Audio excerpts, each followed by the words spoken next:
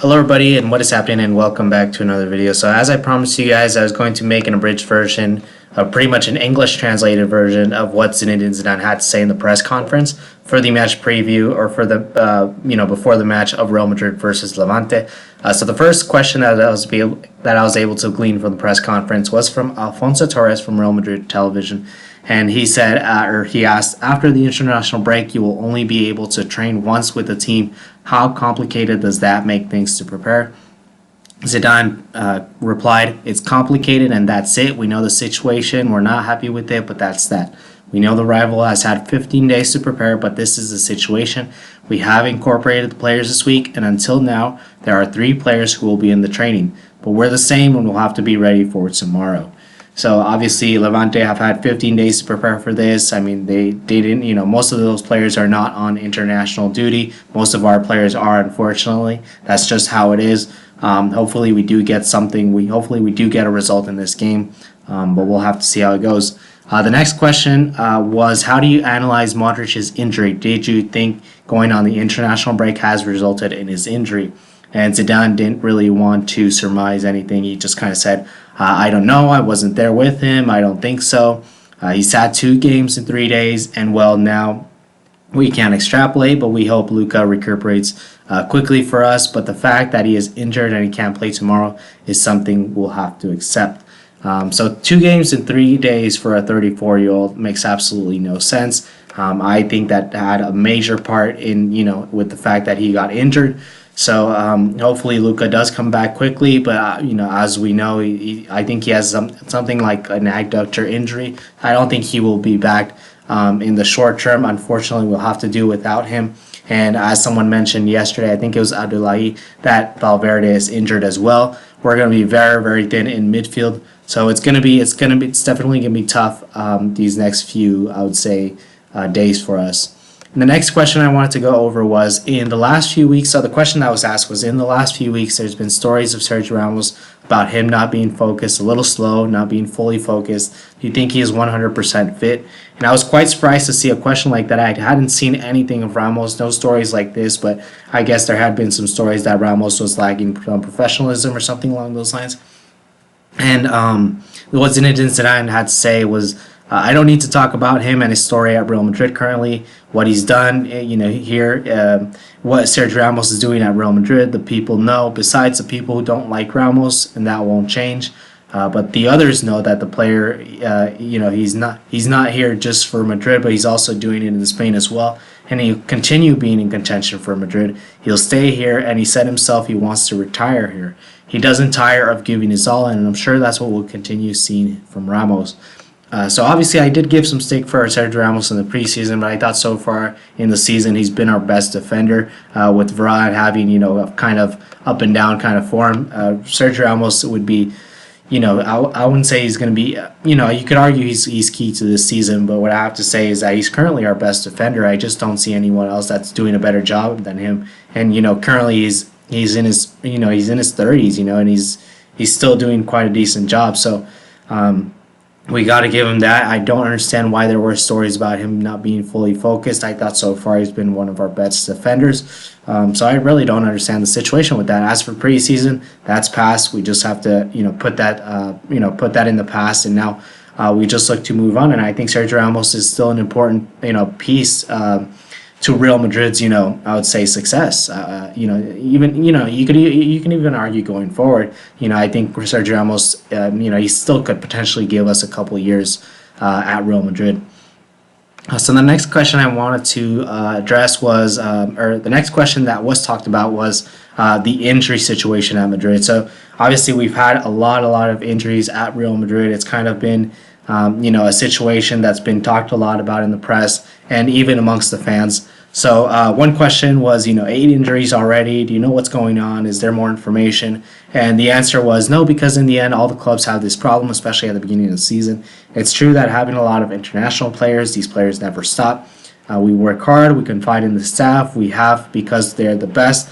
But as for the injuries, I just hope that after Luka, we won't have any more. But it's always a possibility. So I was quite surprised. I mean, the number of injuries for me, to be honest, it surprises me, to be honest, just because We don't usually see this even at Real Madrid. Of course, Real Madrid do have a squad that have a lot of international, players and things along those lines. But usually at Real Madrid, for what we've seen in the past 3 years, is a Real Madrid that hasn't really had too many troubles with injuries. And you look at teams like maybe Manchester City.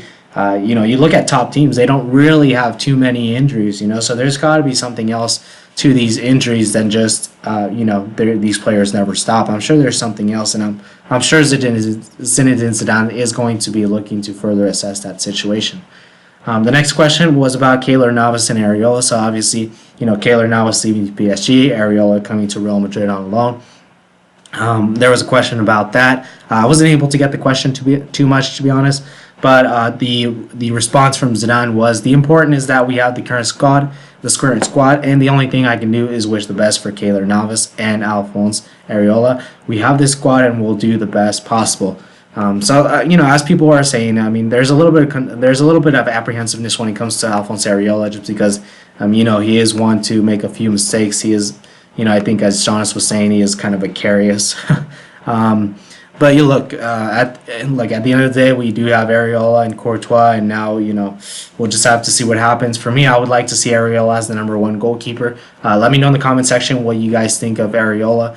If you guys would like to see him as the number one goalkeeper, because for me, potentially, I do see him more as a number one than Courtois at the moment.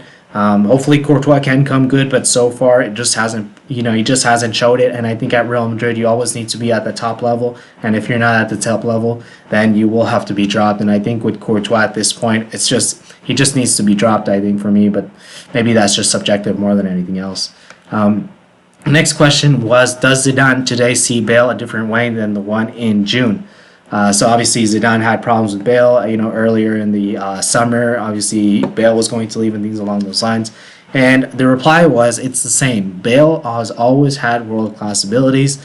When what happened, kind of a tough thing to say anyways. But so when what happened in the summer, everyone knew the situation, and now the situation won't change. Gareth is here with us, and I'm happy with him, and the club is happy with him, and I think the fans are as well. Now we just have to look forward. So I think that was pretty, I would say, it was straight to the point, I would say. So I think the thing is, Zidane obviously didn't want Bale. I mean, I think Zidane, what he would have liked is to move forward without Gareth Bale. Obviously, the situation has turned, and I think as a result, I think Zidane did have to change his perspective on Gareth Bale. I think that's only normal. However, I think it's very, very positive to see that Zidane was able to do that, because Zidane, how can I say this? As we know, he's kind of a stubborn person. He's kind of a stubborn person, and he could have easily ostracized Gareth Bale from the club. And I think bringing in Gareth Bale, giving chances to James Rodriguez, I think that was something that required some humility from Zinedine Zidane, and I thought that was quite a nice thing to see. So obviously, I think we're all hoping to see more of Bale, more of James this season, and I think we will be seeing that. I think Zidane did reiterate kind of throughout the press conference that Gareth Bale will remain an important player for us this season. So the next question was about Vinicius. I know there's been some talk in the newspapers and the tabloids, but Vinicius, there was a question about him, and the person that asked this pretty much just said Vinicius is not the same player as he was last year. It's not the same one that we saw under Solari, and why is he not the same? And then Zidane, he quickly kind of replied. He said he's not the same player, and then the reporter said no, and Zidane said why. And then the reporter then said he doesn't dribble, he doesn't have confidence, he doesn't look sharp. And then Zidane just pretty much said, well, this is you guys saying that he doesn't have the confidence. He has the maximum confidence from his coach. That I can guarantee you. But I have 23, 24 players. I have to count on all of them. Besides, he's 18 years old, and he is the future of Real Madrid, I assure you. It's like everything that needs its times, and he is in the process of doing the right things.